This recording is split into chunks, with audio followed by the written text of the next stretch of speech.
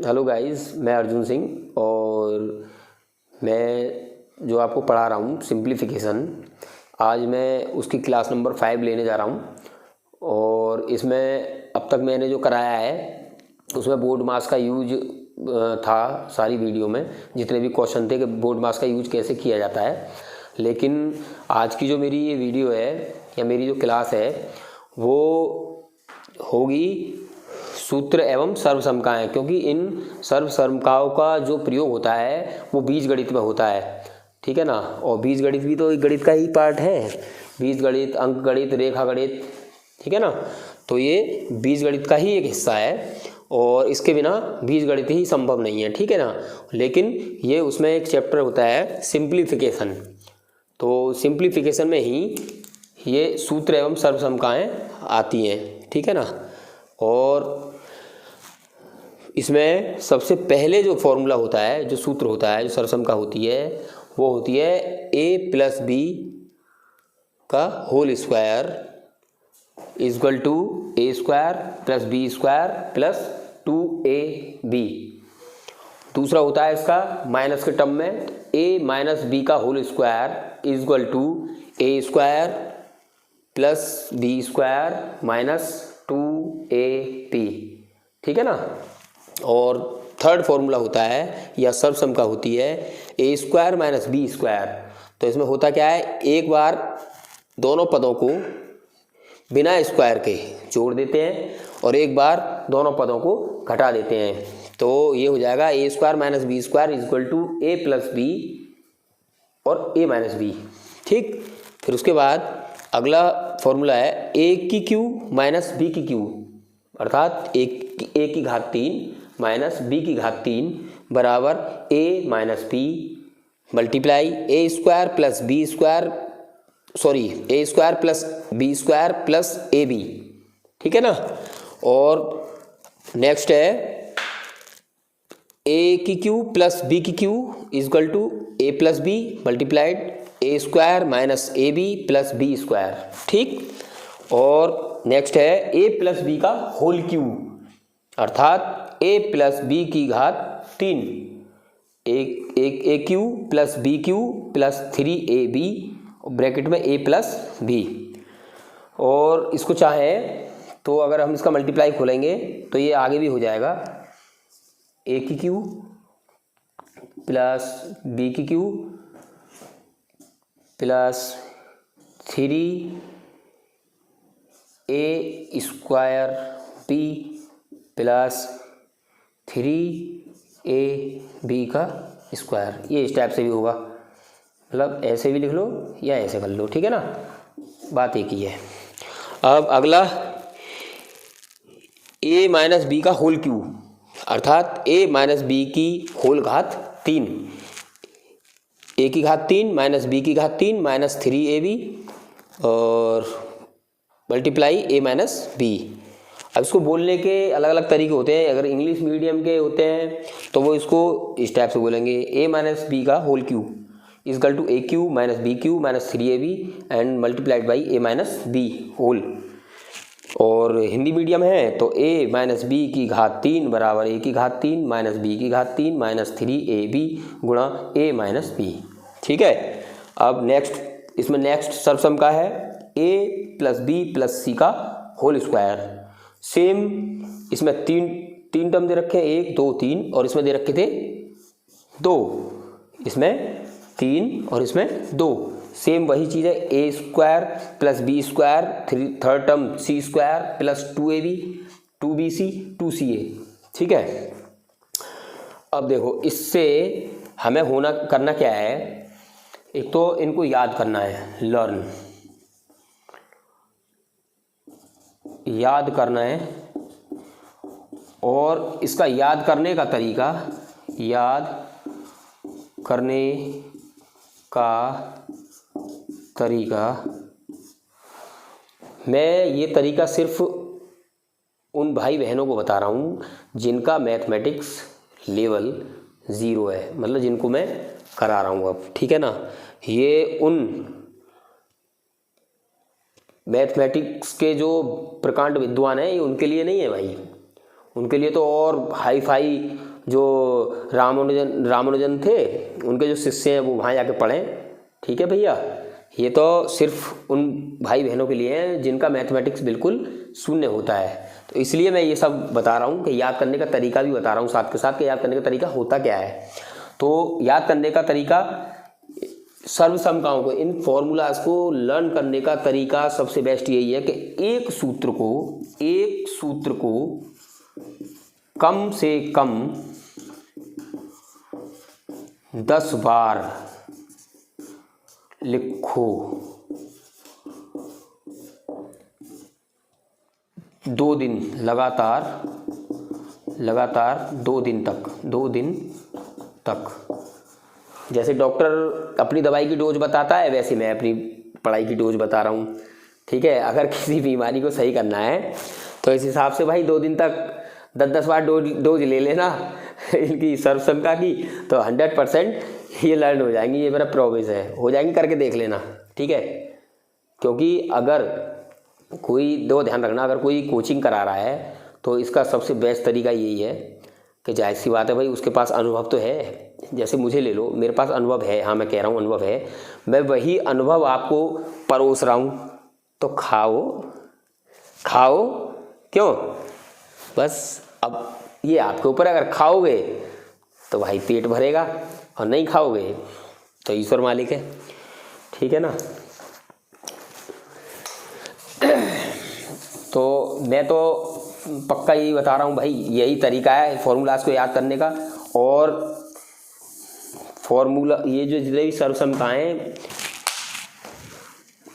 भाई इतनी इम्पोर्टेंट हैं। अभी तो ये मैंने सिर्फ 1 2 3 4 5 6 7 8, अभी ये मैंने सिर्फ 8 लिखी हैं इस क्लास में। ठीक है, और अब सिंप्लीफिकेशन की जो क्लास या वीडियो नंबर 6 बनाऊंगा, जो बाकी का इसका पोर्शन बचा हुआ है सर्वसमका का, वो अगली क्लास में लाऊंगा।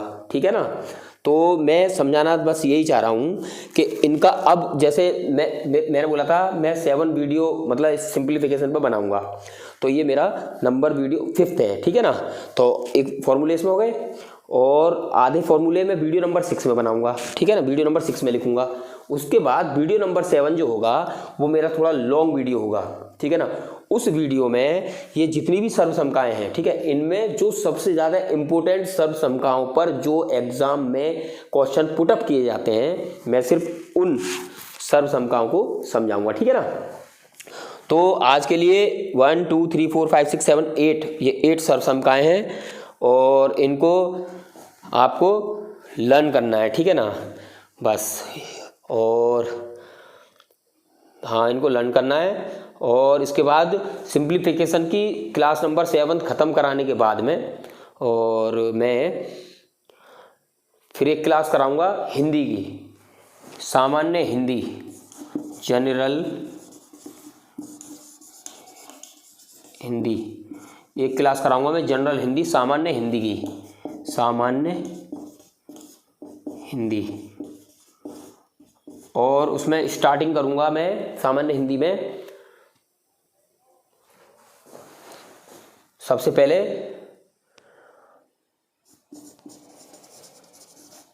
पैराग्राफ, जिसमें से अनुच्छेद वगैरह दिए होते हैं और उनमें से वो मतलब एग्जाम में बोलता है कि भाई कम से कम 5 क्वेश्चन देता है वो, और 5 क्वेश्चन के आंसर को कहाँ से ढूंढने के लिए बोलता है, पैराग्राफ से।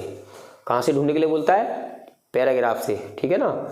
तो यही मैं कह रहा हूँ, हिंदी में मैं जब पहली वीडियो बनाऊंगा अपनी, तो हमेशा हिंदी में क्वेश्चन जो आता है एग्जाम में 99% इसी टाइप का क्वेश्चन आता है कि एक पैराग्राफ दे देते हैं। अब वो कविता हो सकती है, कोई काव्य हो सकता है, या कोई लेखन हो सकता है, कोई निबंध हो सकता है, उसमें से वो आंसर पुटअप करने के लिए बोलता है कैंडिडेट के लिए। ठीक है ना। तो उसमें अक्सर बहुत प्रॉब्लम होती है, लेकिन उसका तरीका मैं बताऊंगा। ठीक है, कभी कभी पूछ लेता है भाई इसका टाइटल क्या है, ठीक है ना, उसका टाइटल पूछ लेता है, तो आप पूरी कविता पढ़ लोगे तब भी आपको मतलब टाइटल की पता नहीं पड़ती है कि आखिर इसका टाइटल है क्या। ठीक है ना। तो टाइटल ढूंढने का तरीका भी मैं बताऊंगा, क्योंकि मुझे बहुत शुरू से ही जब मैं तैयारी कर रहा था तो मुझे ये क्वेश्चन बहुत अच्छे लगते थे। तो इसमें मैं हमेशा सारे के सारे क्वेश्चन पुटअप करता था, क्योंकि कंपटीशन में सबसे ज़्यादा हेल्प, अगर आप ये कहो कि भाई एक मैथ करने से ही आप मतलब कोई भी एग्ज़ाम बीट कर दोगे, तो ऐसा हो ही नहीं सकता। अगर किसी एग्ज़ाम में देखो, अब जैसे सुपर टेट का एग्ज़ाम होता है शिक्षक भर्ती के लिए, ठीक है ना, सुपर टेट का एग्ज़ाम शिक्षक भर्ती के लिए होता है। उसमें सुपर टेट में पहले तो आप एक काम करो, ठीक है, इसको देखो, मैं थोड़ी देर के लिए साइड हो रहा हूँ और आप जो है ये नोट डाउन कर लेना मेरी वीडियो को पॉज करके, ठीक है, या फिर गूगल वगैरह पे क्रोम पे सर्च करना, वहाँ पे सारे सर्वसमकाएं या फॉर्मूलाज अर्थमेटिक्स डाल देना, बीजगणित के सारे आ जाएंगे, ठीक है ना। तो इनको जो मैंने लर्न करने का तरीका बताया है उसको ज़रूर फॉलो करना। अगर आपको रिजल्ट, आपके चेहरे पे मुस्कान ना आए तो मेरा नाम बदल देना, ठीक है, मैं अपना यूट्यूब चैनल ही हटा दूंगा। लेकिन जैसे मैंने बोला है, एक फॉर्मूले को 10 बार लिखना है 2 दिन तक।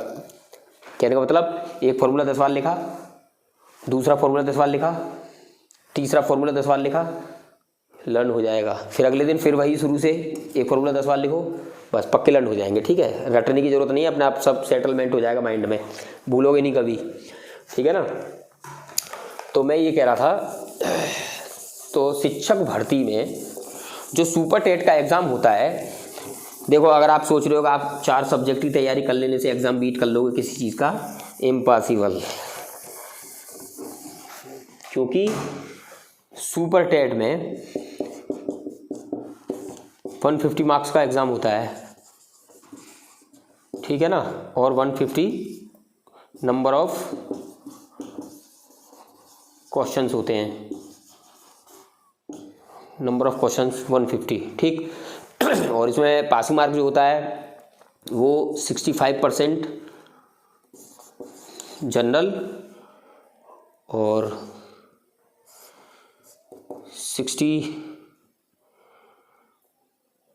60% सॉरी, हाँ ठीक है, वो जनरल, ओबीसी, एससी और एसटी, ये इनके लिए होता है। ये पासिंग मार्क है, कहने का मतलब 97 जनरल के लिए मार्क और 90 मार्क्स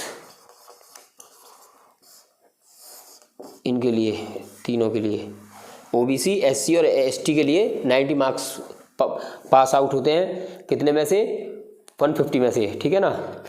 तो सुपर टेट में जो नंबर ऑफ सब्जेक्ट की संख्या बता रहा हूँ, नंबर ऑफ सब्जेक्ट कितने सब्जेक्ट से एग्ज़ाम आता है, तो नंबर ऑफ सब्जेक्ट होते हैं सुपर टेट के एग्ज़ाम में, नंबर ऑफ सब्जेक्ट होते हैं 16 विषयों से इसका एग्ज़ाम तैयार कराया जाता है, तब पेपर होता है। तब हमारे उत्तर प्रदेश में सुयोग्य शिक्षकों को छांटा जाता है। और खासकर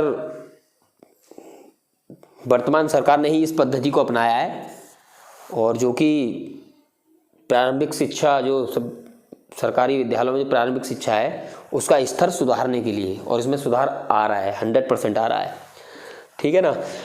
तो मैं यही कहना चाहूँगा भाई, अगर आपने मान लो 2 सब्जेक्ट में आप महारत हासिल है, आपको 2 सब्जेक्ट में आप बहुत इंटेलिजेंट हैं, मैथ हो या इंग्लिश हो या हिंदी हो या जीएस हो या कुछ भी हो, लेकिन सिर्फ कुछ स्पेशल एग्ज़ाम में ही 3 से या 4 सब्जेक्ट आते हैं, ठीक है, बाकी के एग्ज़ाम में तैयारी बहुत हाई लेवल की करनी पड़ती है।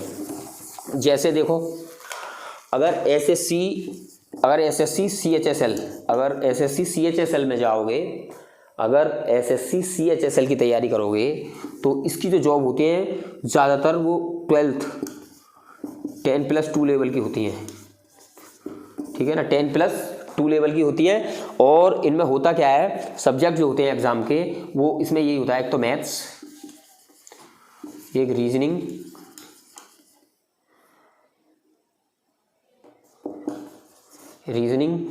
और एक आती है आपकी इसमें इंग्लिश, हिंदी और एक जीएस, करंट अफेयर्स और कंप्यूटर के भी क्वेश्चन आ जाते हैं, और ईटीसी एक्स्ट्रा, ये होता है, ठीक है ना। Maths, reasoning, English, Hindi, GS, current affair और कंप्यूटर और एक्सेट्रा और कुछ आ जाते होंगे साइड से, ठीक है ना। तो अगर आप ये सोच रहे हो कि भाई आपने मैथ कर लिया पूरा तो आप एग्ज़ाम बीट कर लोगे, हो ही नहीं सकता। रीजनिंग कर ली है, ये भी नहीं हो सकता। इंग्लिश कर ली है, तब भी नहीं हो सकता। बताऊँ ऐसा क्यों? ऐसा यूँ कि एक तो इनमें नेगेटिव मार्किंग होती है, नेगेटिव मार्किंग। आप तुक्का मारोगे तो ख़त्म खेल, तुक्का आप मार नहीं सकते हो, ठीक है। और दूसरा, कहने का मतलब मेरा ये है कि जितने ये इन सिलेबस सब्जेक्ट दे रखे हैं, कुछ नहीं तो इनका कम से कम 80% तो आपको नॉलेज होना ही चाहिए, बस तभी इसमें सिलेक्शन पक्का होता है। क्यों? क्योंकि ये सेंट्रल गवर्नमेंट एग्ज़ाम कराती है, सेंट्रल गवर्नमेंट लेवल का एग्ज़ाम है ये किसी कोई राज्य सरकार का नहीं है, ठीक है। इसमें पूरे भारत में जितने भी कैंडिडेट होते हैं जो इसमें मतलब इसके जो अहर्ताएँ हैं या एलिजिबिलिटी है उसको कंप्लीट कर रखे होते हैं, सब फॉर्म फिलअप करते हैं। आप क्या सोच रहे हो आपको जॉब चाहिए भारत में? इसीलिए तो बेरोजगारी का लेवल बहुत हाई है, ठीक है ना। तो इसलिए कंपटीशन, जब बेरोजगारी हाई है तो कंपटीशन हाई है, ठीक है। तो अब यही है। अब मैं कल एक क्लास अपनी सिंप्लीफिकेशन के ऊपर क्लास नंबर 6 या वीडियो नंबर 6 बोल लीजिए, और वो बनाऊंगा, और उसमें भी कल सरसम का और थोड़ा सा आपको ये समझाऊंगा, ठीक है ना, इसी के बारे एग्ज़ाम के बारे में। तो आज के लिए इतना ही, धन्यवाद। और हमारे चैनल को शेयर एंड सब्सक्राइब करें। Thank you very much.